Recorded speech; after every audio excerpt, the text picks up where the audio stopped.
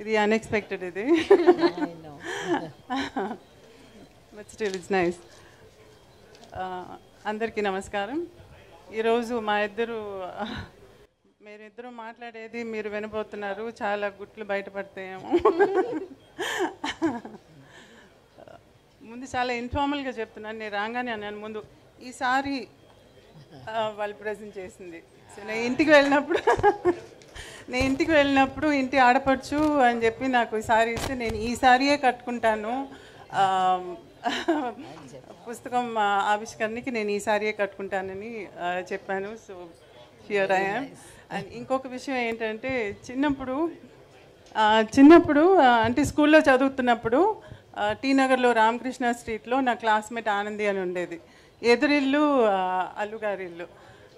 మేము across the road పరిగెత్తుకుని వెళ్ళేది. అడ్మైర్ చేసేవాళ్ళం సిస్టర్స్ని. వాళ్ళు చక్కగా సారీ కట్టుకుంటుంటే మేము అప్పుడు ఇంకా స్కర్ట్ అండ్ బ్లౌజ్లో ఉన్నాం అనమాట. సో మెల్లిగా హాఫ్ సారీ నుంచి సారీకి షిఫ్ట్ అవ్వటానికి ఆదుర్తా వాళ్ళని చూసి. సో ఎలా సారీ కట్టుకోవాలని నేర్చుకుంది కూడా వాళ్ళ దగ్గర నుంచి. సో అక్కడి నుంచి వచ్చిన క్లోజ్నెస్ ఇది. ఎక్కువగా కలవకపోయినా వేరే వేరే ఊర్లైనా స్టిల్ దట్ క్లోజ్నెస్ హార్ట్లో ఇంకా అలాగే ఉంది. So that continued. అండ్ ఒక ఇంట్రొడక్షన్ ఇవ్వాలి నేను, ఎందుకంటే సంజయ్ అన్నారు కదా మేము ఇంటికి వెళ్ళి పిలిచామని. బిఫోర్ దాట్ దానికి ముందే నేను ఫోన్ చేసి సురేఖకి ఫోన్ చేసి ఇలా అనుకుంటున్నాము, బుక్ ఉంది, అది చిరంజీవి అనే గారే దాన్ని రిలీజ్ చేయాలి అని అంటే అసలు ఇంకో థాట్ లేదు, ఆయన అడగలేదు, ఏమీ లేదు. అయ్యో అవునమ్మా తప్పకుండా చేస్తారు, అంతా ఆయనే చూసుకుంటారని గొప్ప చెప్పేసింది. అంటే అది కాదు, ఆయన్ని అడిగేసి అంటే నేను చూసుకుంటానులే అన్నీ అని చెప్పి పెట్టేశారనమాట. This is how it went. నేను ఇంటికి వెళ్ళి ఫార్మల్గా పిలవటం అదంతా తర్వాత. అప్పుడు నేను చూడలేదు. అంటే అవార్డు వచ్చిన తర్వాత, పద్మవిభూషణ్ వచ్చిన తర్వాత నేను చూడనే లేదు. నేను చూడాలి, నేరుగా వెళ్ళి ఇన్వైట్ చేయాలని చెప్పి మా ఆయన నేను ఇంటికి వెళ్ళి వాళ్ళని కలిసి ఇల్లంతా తిప్పి చూపించారనమాట. అంటే నాకు రెనోవేట్ చేసిన తర్వాత నేను చూడలేదు ఇల్లు. సో ఎంత చక్కగా నా చేయి పట్టుకుని ఒక తోడు పుట్టిన సిస్టర్ని ఎలా ట్రీట్ చేస్తారో అలా. నేను చిరంజీవి గారిని అన్నయ్య అని పిలుస్తాను, ఎందుకంటే ఈరోజు ఈ ఫంక్షన్ అంతా నేనేమన్నానంటే ఇంట్లో సింపుల్గా ఈ బుక్ని రిలీజ్ చేసేసి మీడియా వస్తే చాలు, ఇంకేం వద్దు నాకు, మీ చేతులతో బుక్ ఇవ్వాలి అంతే, ఇంకేం వద్దు నాకు అని చెప్పా. ఇమీడియట్గా ఆయన ఇలా ఆలోచించి ఎవరైనా పిలవాలి, ఎంత పెద్ద ఫంక్షన్ చేయాలని ఆలోచిస్తున్నాను. నేను అలా కాదు, చిన్నదిగా చేద్దాం అంటే అలాగే చేద్దాంలే అని చెప్పేసి ఈరోజు ఇట్స్ కమ్ టు దిస్. అమ్మకు ఒక పెద్ద కొడుకుంటే ఏం చేస్తారో అది చేస్తున్నారు ఇవాళ. నేను ఎప్పుడు అంటుంటాను తమ్ముడిని, నువ్వు ముందు పుట్టుండకూడదా అని చెప్పి. బికాజ్ మేమిద్దరు కొంచెం ఇన్నసెంట్గా ఉండిపోయాం. We did know how to handle things. అన్నీ చాలా యంగ్ ఏజ్లో జరిగిపోయినాయి. బట్ ఈరోజు ఒక పెద్ద కొడుకుగా ఉండి అమ్మకి ఇలా చేస్తున్నారంటే I don't know what to సే.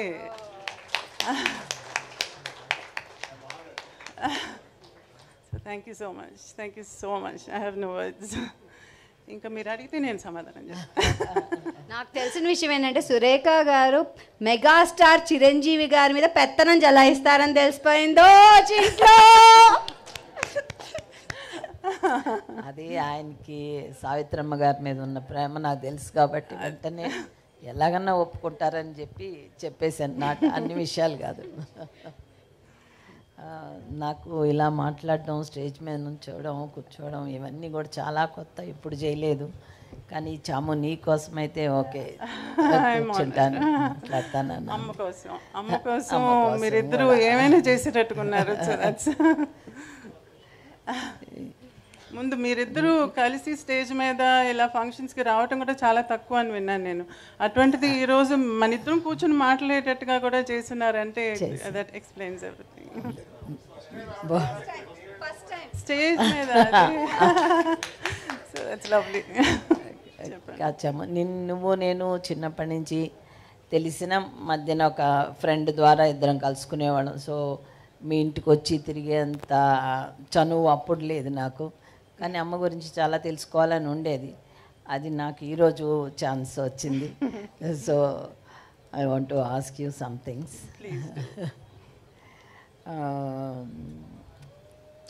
అమ్మతోటి చిన్నప్పుడు మీరు అమ్మ చాలా బిజీగా ఉండేవాళ్ళు.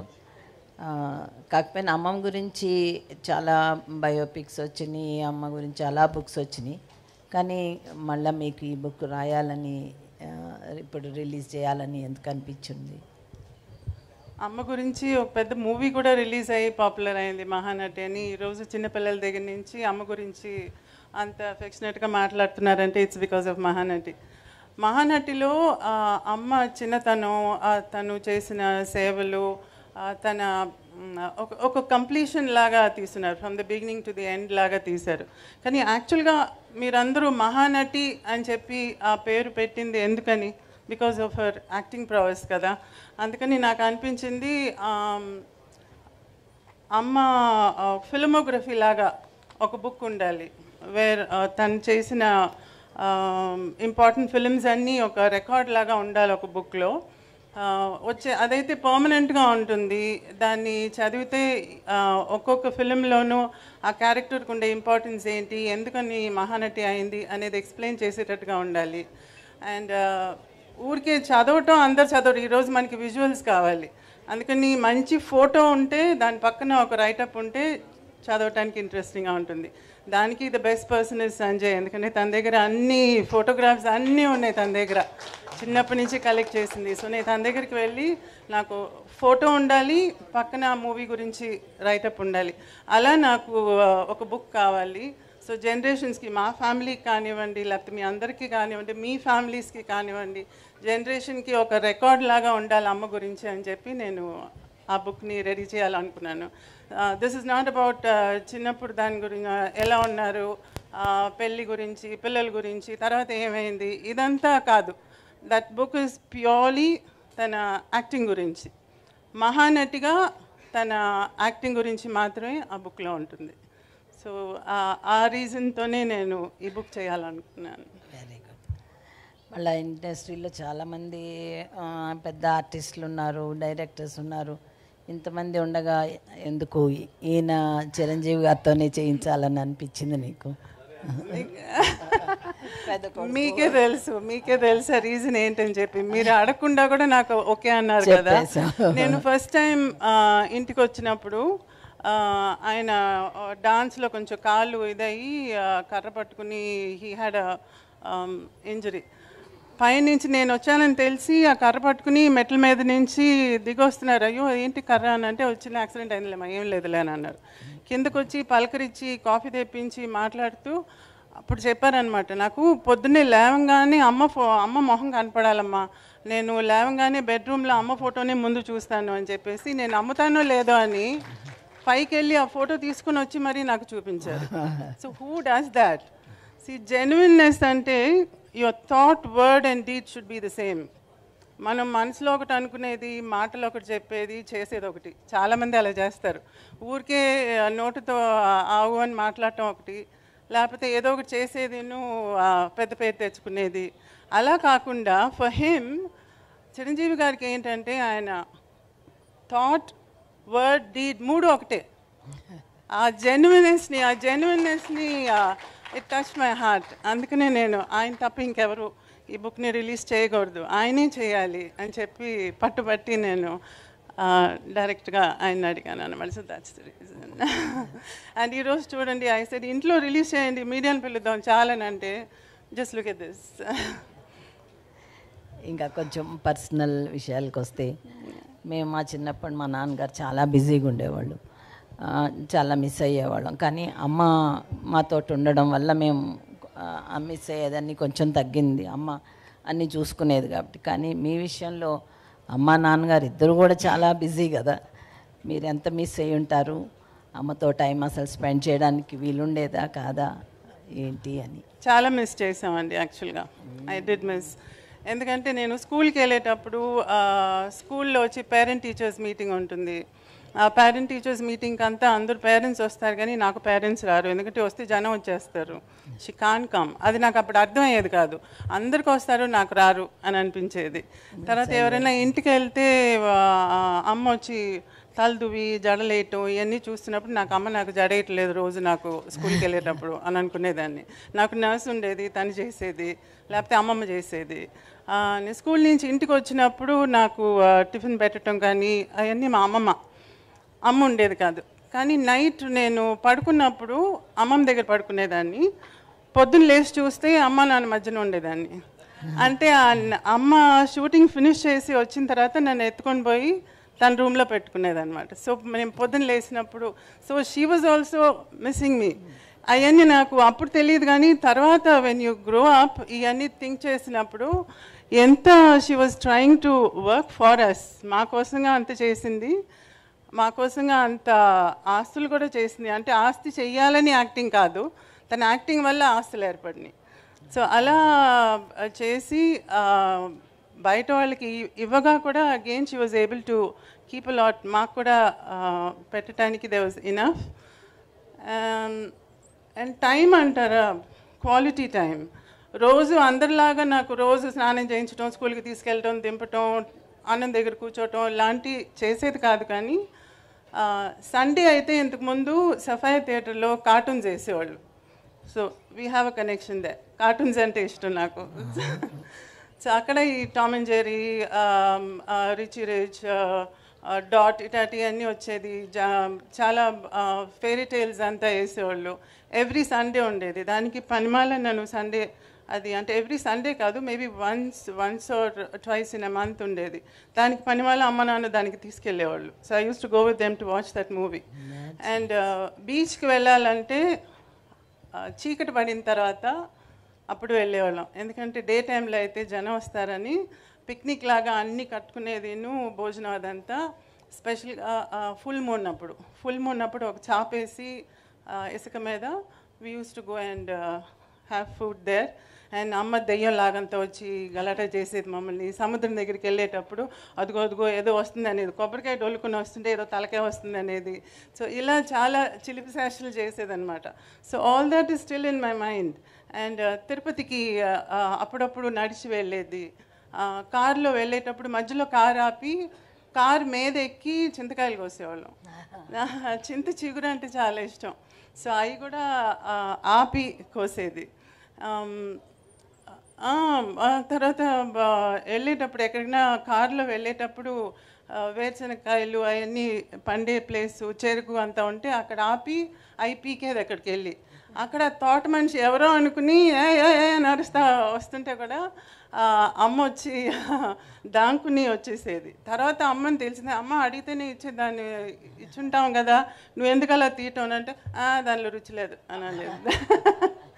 సో అట ఈ చిలిపి పనులన్నీ నాకు బాగా జ్ఞాపకం. సో అవి కదా మనకి ఎక్కువగా జ్ఞాపకం ఉండేది. సో డజంట్ మ్యాటర్, నాకు తల దూపతే పర్లేదు, మీటింగ్కి రాకపోతే పర్లేదు, but now I cherish all those memories.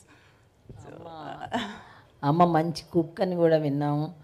మీకు ఇష్టమైన అన్ని చేసి పెట్టేవాళ్ళ, మీరు ఎంజాయ్ చేసేవాళ్ళ? మంచి కుక్ వచ్చి మా అమ్మమ్మ బాగా వంట చేసేది. అమ్మకి ఇంత పెద్ద క్యారీలకి వండి పంపించేవాళ్ళు స్టూడియోలో. అందరూ చుట్టూ కూర్చుని అది ఆనందించేవాళ్ళు అనమాట. అందరూ కలిసి ఈరోజు నువ్వేం తెచ్చావు అంటే నువ్వేం తెచ్చావు అని దే యూస్ టు హ్యావ్. అమ్మ కుకింగ్ వచ్చి అప్పుడప్పుడు స్పెషల్గా ఏదైనా 1-2 కూరలు చేసేది టైం ఉన్నప్పుడు. అందులో స్పెషల్గా మా తమ్ముడికి నచ్చి చేసిన కూర వచ్చి కోడిగుడ్డు ఆమ్లెట్ కూర. కోడిగుడ్డు స్టీమ్లో ఆమ్లెట్ లాగా వేసి దాన్ని కూరలో వేసి చేసేది. అది తమ్ముడికి చాలా ఇష్టం. నాకు వచ్చి చికెన్ని ఈరోజు KFC అంటారు కదా, అది అప్పుడే అమ్మ చేసేది. చికెన్ని మ్యారినేట్ చేసి దాన్ని బ్రెడ్ క్రమ్స్లో ముంచి ఫ్రై చేసి ఇచ్చేది. సో ఇట్లా 1 or 2 డిషెస్ బాగా చేసేది. సో అవి జ్ఞాపకం ఉన్నాయి. మా నాన్నగారు మా డ్రెస్సింగ్ విషయంలో చాలా స్ట్రిక్ట్గా ఉండేవాళ్ళు. మాకు చిన్నపిల్లలం కదా, ఏదన్నా మోడర్న్గా వేసుకోవాలని అవన్నీ చాలా అనిపించేది. కానీ నాన్నగారు అవి ఏం ఒప్పుకునేవాళ్ళు కాదు. అది అడుగుదాం అనుకున్నా. చాలా ట్రెడిషనల్గానే డ్రెస్ అవ్వాలి, అలా చాలా స్ట్రిక్ట్గా ఉండేవాళ్ళు అప్పుడు అయ్యో అనిపించేది, కానీ తర్వాత తర్వాత పోన్లే మంచి పని చేశారని అనిపించింది. అట్లా అమ్మ ఎలా ఉండేవాళ్ళు మీతోటి, మీ డ్రెస్సింగ్ గురించి వాటి చాలా స్ట్రిక్ట్ అండి అమ్మ. నేను ఒకసారి ఈ మూవీ షర్మిలి మూవీ ఉంది కదా, షర్మిలి అని రాఖీ యాక్ట్ చేసింది, చాలా అందంగా ఉంటుంది అందులో రాఖీ. అందులో జంప్ సూట్ వేసుకుంటుంది. ఆ జంప్ సూట్ చూసి నేను అమ్మ నాకు జంప్ సూట్ కావాలని చెప్పాను. అంటే చేయించలా. ఏంటంటే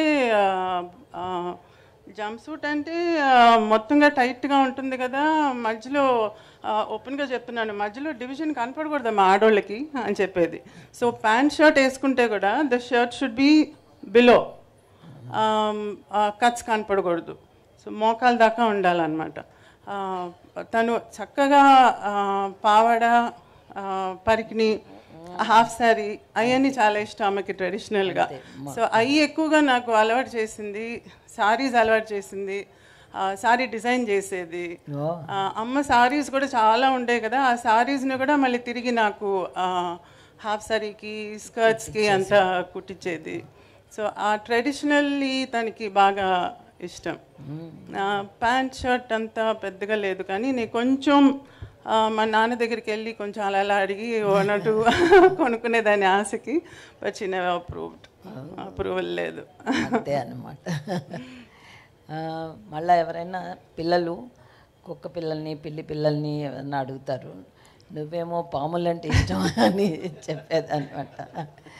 దానికి అమ్మ నీకు పాములంటే ఎంత ఇష్టమో తెలుసుకొని రోజు పాములోని ఇంటికి పిలిపించి ఆ పాము పిలిపించి నీకు చూపించేవాళ్ళంట. నిజమేనా? అవును.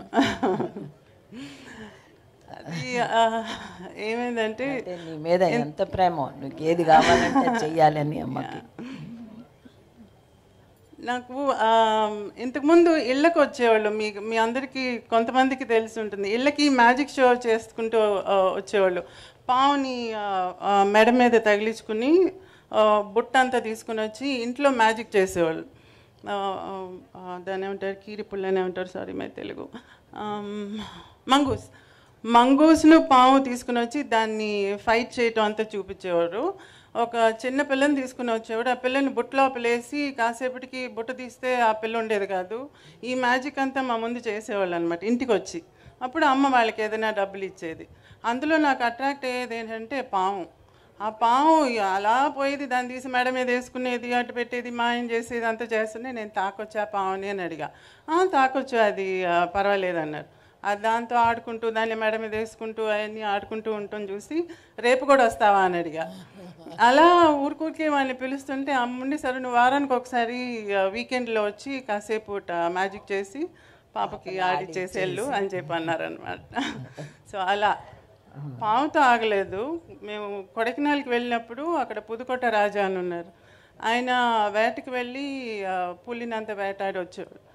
వేటాడి వచ్చినప్పుడు ఒక పులి పిల్లలు ఒక 4-5 ఉన్ని ఇంటికి తీసుకెళ్ళి పులి పిల్లలు చూస్తావా అని చెప్పి అమ్మని నన్ను తీసుకెళ్ళి చూపిస్తే అందులో 2 పిల్లల్ని తీసుకుని మేము చెన్నైకి వచ్చేసాం, ఇంట్లో పెంచుకుంటామని చెప్పి.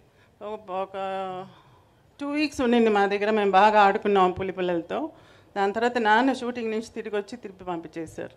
అయ్యేం అలాగే ఉంటాయి అనుకుంటున్నారా, పెద్దవి అవుతాయని. కాదు, మేము పెంచి దాన్ని పెట్ చేసి డాగిలాగా చేసేస్తామంటే నథింగ్ డూయింగ్ అని పంపించేసి నేను భోజనం చేయకుండా ఒక వారం ఉండి. సో అలా తర్వాత యానిమల్స్ అంటే చాలా ఇష్టం అమ్మకి. కుందేళ్ళు ఉండేది ఇంట్లో, నెమలు ఉండేది, అండ్ దెన్ చాలా యానిమల్స్ ఉండేవి. కుక్కలు అయితే అసలు లెక్కేలేదు, పిల్లులు లెక్కేలేదు, పక్షులు ఉండేవి, ఫిష్ ఉండేది, ఫిష్ పాండ్స్ అన్నీ ఉండేవి. సో ఒక చిన్న జూ ఉండేది ఇంట్లో.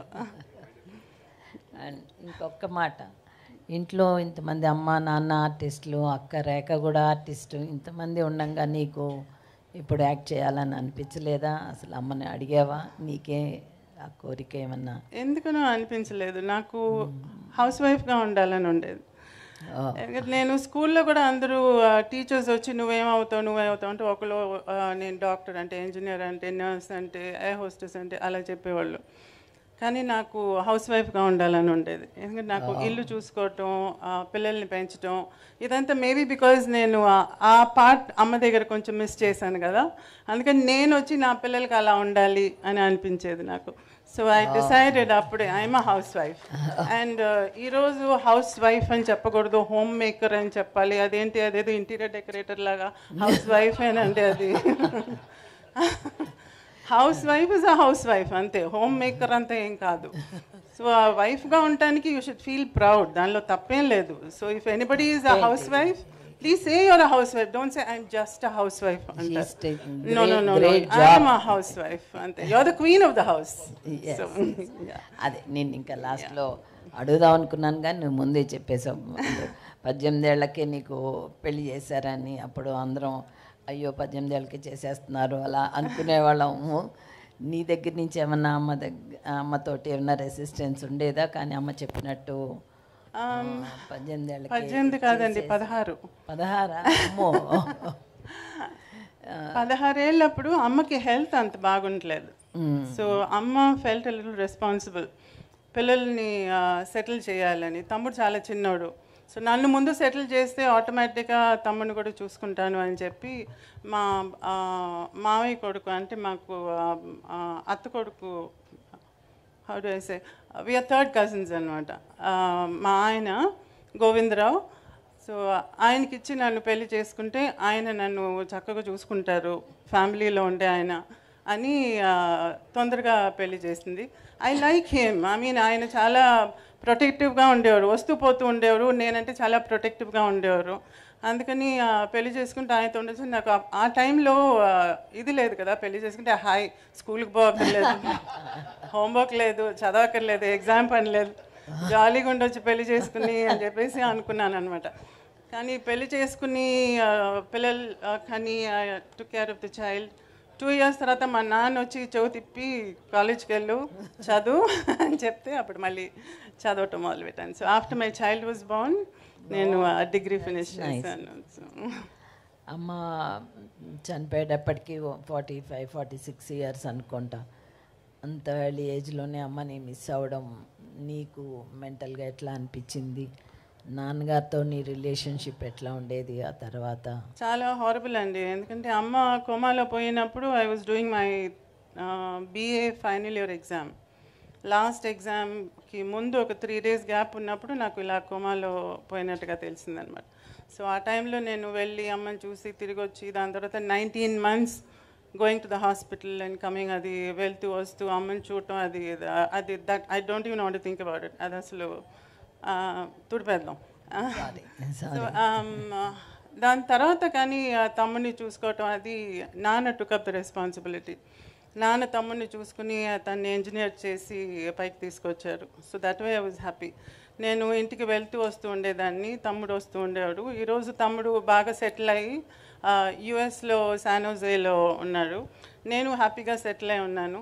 అండ్ అదర్ థింగ్, చాలామంది ఏమనుకుంటారంటే ఆవిడ అన్నీ పోగొట్టేసింది, ఏమీ లేదు, పిల్లల్ని ఏం లేకుండా చేసింది అని అంటుంది. నో నో నో, అదంతా నిజం కాదు. ఎందుకంటే అమ్మ దగ్గర ఇంత ఉండేది కాబట్టి she was able to give this much, but still this much is there for us. So తను సంపాదించిన దానిలో పోగొట్టింది, ఏమార్చి తీసుకున్న వాళ్ళు అంత పోగా కూడా still there is enough to keep both of us happy. So ఇది అమ్మకి కళల మీద ఉన్న ప్రేమ వల్ల మేమందరం ఈరోజు చాలా బాగున్నాం. ఈరోజు మీ ముందు ఇలా నేను కూర్చుని ఉన్నానంటే అది because of her. So I'm always thankful to her. మీ పిల్లలకి ఎవరికి కూడా ఆర్టిస్ట్ అవ్వాలనే కోరిక లేదు? ఆయన అడిగారండి ఒకసారి, మా బాబుని చూసి రెండోవాడిని, మీకు ఏమైనా ఐడియా ఉందా సినిమాలకి అని చెప్పి మా రెండోవాడిని చూసి అడిగారు, అభినయ్ని. దాసరి గారి దగ్గర ఒక మూవీ చేశాడు యంగ్ ఇండియా అని చెప్పి. ఆ టైంలో అది చేసేటప్పుడు మిగతా ఫిలిమ్స్ అయ్యి ఒప్పుకోకూడదని చెప్పి చేయలేదు. దాని తర్వాత కణితం ఏదే రామానుజం అని చెప్పి మ్యాథమెటిషియన్ రామానుజం మెయిన్ క్యారెక్టర్ చేసి అందులో అవార్డు వచ్చింది. ప్రెసిడెంట్ కూడా చూశారనమాట ఆ టైంలో ఆ మూవీని. సో మంచి పేరు వచ్చింది దానికి. సో కొంచెం సెలెక్టివ్గా పోయాడు. ఈరోజు he is basically a sports men. So టొరంటోలో పక్కన ఒక అకాడమీలో, ఒక స్పోర్ట్స్ అకాడమీలో ఈరోజు టేబుల్ టెన్నిస్ సెక్షన్ని చూసుకుంటున్నాడు అనమాట తను. But still he likes acting, emotional acting అంటే ఇష్టం తనకి. ఏదైనా స్పోర్ట్స్కి సంబంధించిన క్యారెక్టర్ వస్తే బాగున్నామా అని అంటూ ఉంటారు. So let's see if he's lucky he might get something.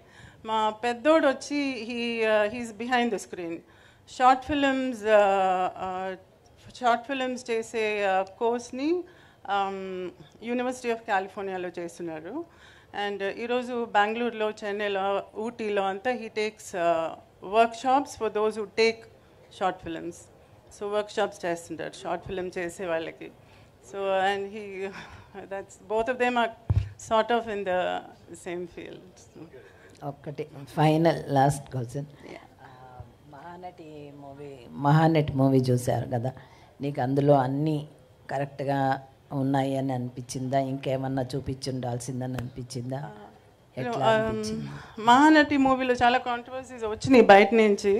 But నాకేంటంటే దానిలో నాకు అప్సెట్టింగ్గా నాకేం కనిపించలేదు. The whole thing was true. ఎందుకంటే ప్రతిదీ నన్ను అడిగే చేశారు అందులో.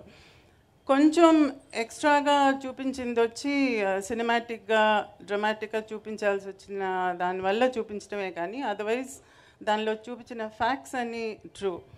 And I was very touch to hear one of the ఇంటర్వ్యూస్లో మీరు వచ్చి మహానటి టైంలో అడిగినప్పుడు మీరు అడిగిన మొదటి ప్రశ్న వచ్చి చాముండేశ్వరి గారిని అడిగారా అని అడిగారు.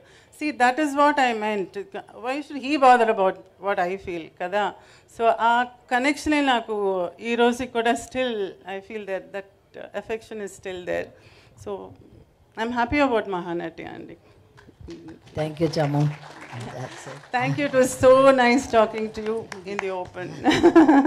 And నా కోసంగా ఫస్ట్ టైం స్టేజ్ మీదకి వచ్చి మాట్లాడింది చాలా థ్యాంక్స్ అక్క. చాలా థ్యాంక్స్.